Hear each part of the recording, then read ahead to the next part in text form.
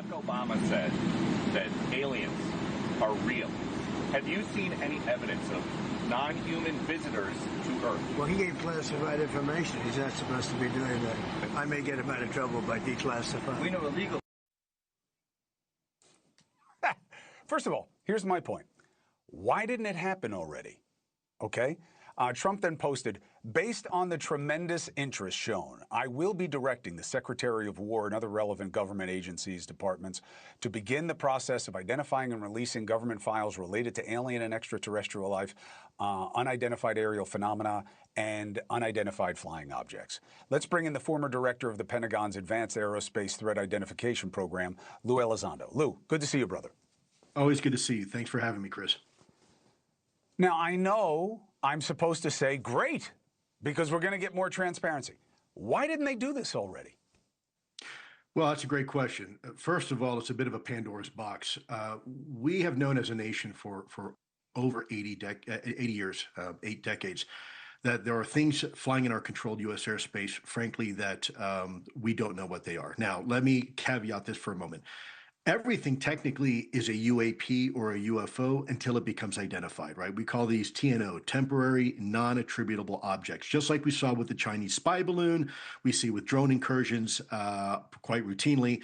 Until you can identify what something is, it is, of course, always going to be unidentified.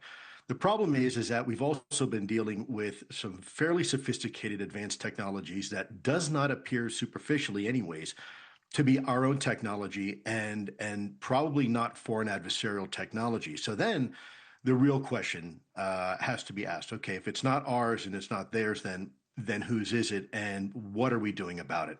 And I think that's a much more difficult conversation to have. And certainly if the president is serious about this, which by the way, I applaud for any president to take charge of this topic, now the real hard work begins. This is not, people think, oh, we finally made it. We're there. We're getting truth and transparency. No, you just had a declaration that truth and transparency is going to be pursued. But there's a huge process, monumental process that has to be undertaken. And if you think the Epstein files right now are kind of a hard topic and subject to try to break free into the public sphere, you ain't seen nothing yet. This topic has a potential to eclipse that of the Epstein files simply because the government has been sitting on this information for so long. There's so much documentation now within our own holdings, within the intelligence community, within the defense communities, within Department of Energy, that this is going to be a tremendous undertaking. Look, it's not new. One of my favorite bands is called the Foo Fighters.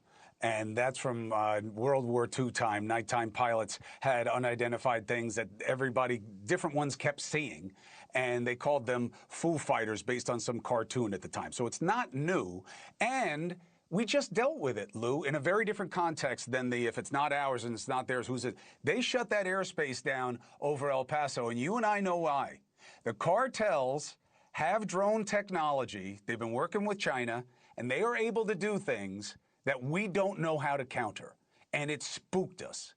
And that's what I want to know about is what are we doing about this and why won't you tell us? Right. But I still go back to the original suspicion though, Lou. Biden didn't do this. Trump came in and said, I'll do it. And you and I were all excited. Trump then comes in and they don't do it. And now you think because he just said that he's going to do it, that something's going to change? Why should I believe it?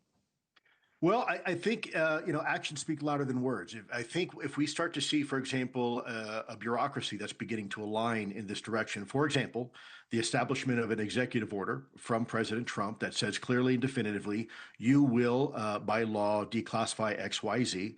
And if you start seeing, for example, a national intelligence estimate that is now being sponsored by the Director of National Intelligence, perhaps, and even perhaps some sections in the new National Intelligence Strategy that specifically start talking about the topic of UAP, then I think we can both agree that, yeah, there's some real meaningful work being done behind this. And I do believe there's interest by members of the administration. I will say that there are individuals currently right now in the administration that are very keen in trying to get to the bottom of this.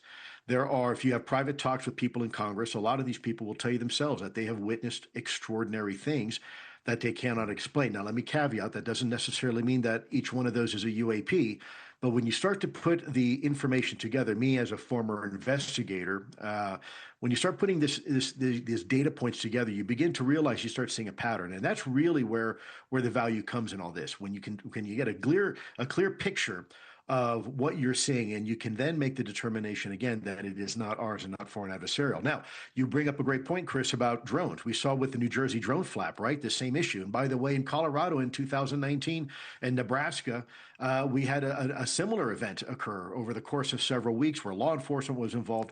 And at no time were we able to get or identify or retrieve a single drone, not one drone. Mm-hmm. And if you talk to the law enforcement, they'll tell you a lot of these things were not behaving like drones at all. And so that's what concerns me. If we have something in our skies, listen, I'm with you. You know, we don't know what it is, and there's nothing we can do about it. That's right. That's a national security issue. That's right. I mean, look, what's the explanation that the administration came out and gave us about what happened in El Paso? None. None. We just got distracted by Nancy Guthrie and other things, and people get fatigued. They don't want to talk about it anymore because they heard about it already. The president is trying to make a clever pivot right here because there's some things he doesn't want us talking about as much anymore either, and I understand that. Hopefully, we get some real transparency because I'm with you, Lou. I'm on Team Elizondo on this, and I'm pushing for transparency, and you're always welcome to do it here. All right, brother, be well, and thank you very much. Take care. God bless.